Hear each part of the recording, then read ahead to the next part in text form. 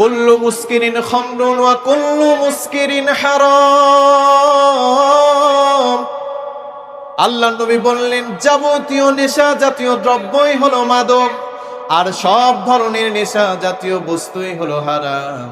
অনেকে আমাদের সমাজে অনেক মানুষ আছে, সিগারেট খায় কিন্তু বলে এটা হারাম নয়, জর্দা দিয়ে পান খায় কিন্তু বলে এটা হারাম নয়, তারা বলে এইটা হলো মাকরুহ। আল্লাহ খাদ্য দ্রব্যকে দুই ভাগে ভাগ করেছে, হয় সেইটা হালাল হবে নয়তো বা হারাম হবে। এটা আমার কথা না, আল্লাহর কথা। আল্লাহ তাআলা বলছে আমি খাদ্য দ্রব্যকে দুই ভাগে ভাগ করেছি, একটা হালাল একটা হারাম।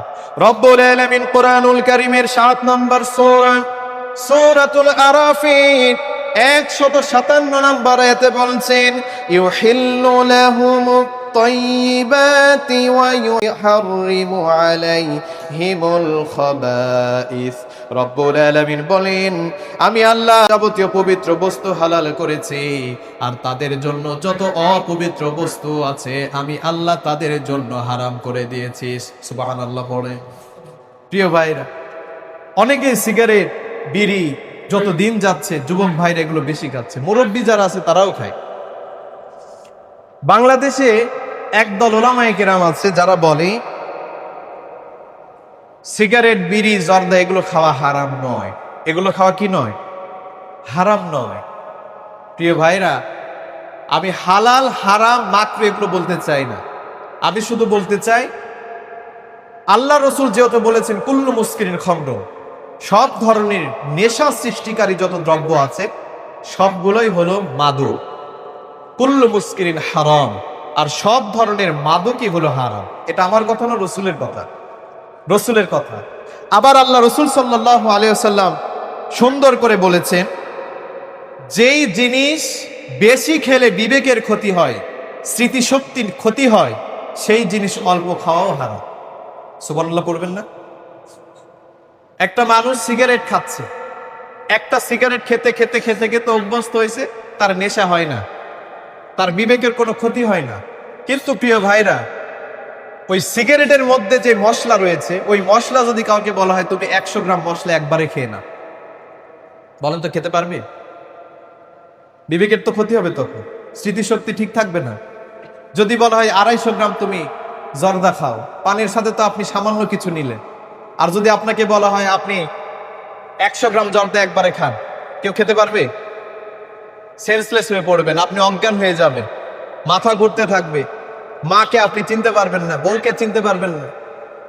তাহলে আল্লাহ রাসূল সাল্লাল্লাহু আলাইহি ওয়াসাল্লাম বলেছেন, হাদিসের মূল নীতি হলো এটা, যেই জিনিস বেশি খেলে বিবেকের ক্ষতি হয় সেটা অল্প খাওয়াও কি হারাম। একটা উদাহরণ আপনাদেরকে দিই প্রিয় ভাই, 1 বালতি দুধের মধ্যে আপনি যদি 1 কেজি যদি লেবুর রস দেন, দুধ নষ্ট হবে কি হবে না?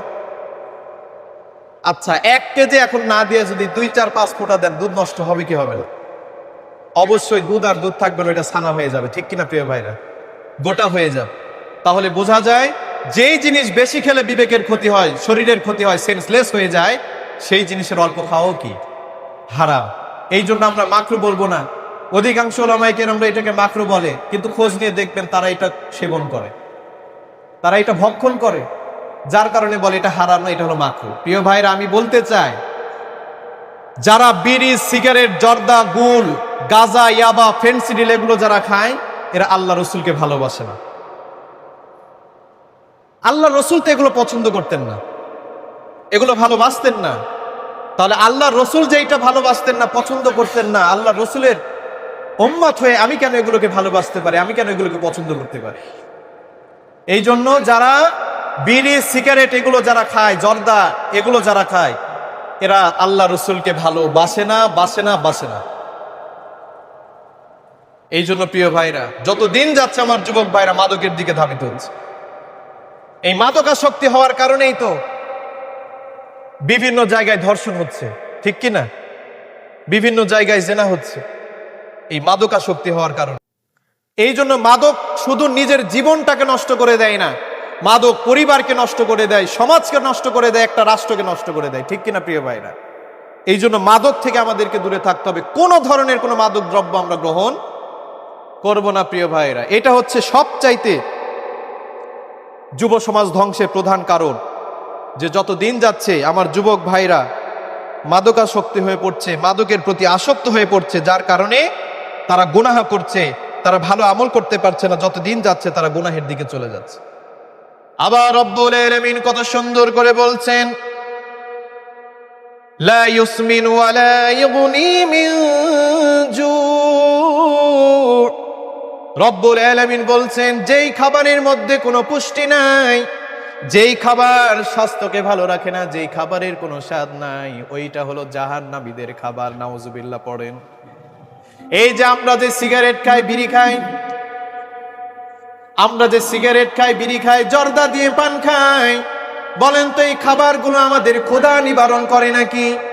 এই খাবারের কোনো স্বাদ নাই, এই খাবারের মধ্যে কোনো পুষ্টিও নাই। আর আল্লাহ রব্বুল আলামিন বললেন, যেই খাবারের স্বাদ নাই, যেই খাবার ক্ষুধা নিবারণ করে না, যেই খাবারের মধ্যে কোনো পুষ্টি নাই, ওই খাবার হলো জাহান্নামীদের খাবার। নাউজুবিল্লাহ। তাহলে আমরা কেন জাহান্নামীদের খাবার খাবো প্রিয় ভাইরা? আজকে থেকে কেউ আর সিগারেট বিড়ি খাবো? আজকেই তাওবা করেন, তুবু ইলাল্লাহি তাওবাতান নাসুহা। আল্লাহ বলছেন, বান্দা তোমরা তাওবার মতো তাওবা করো।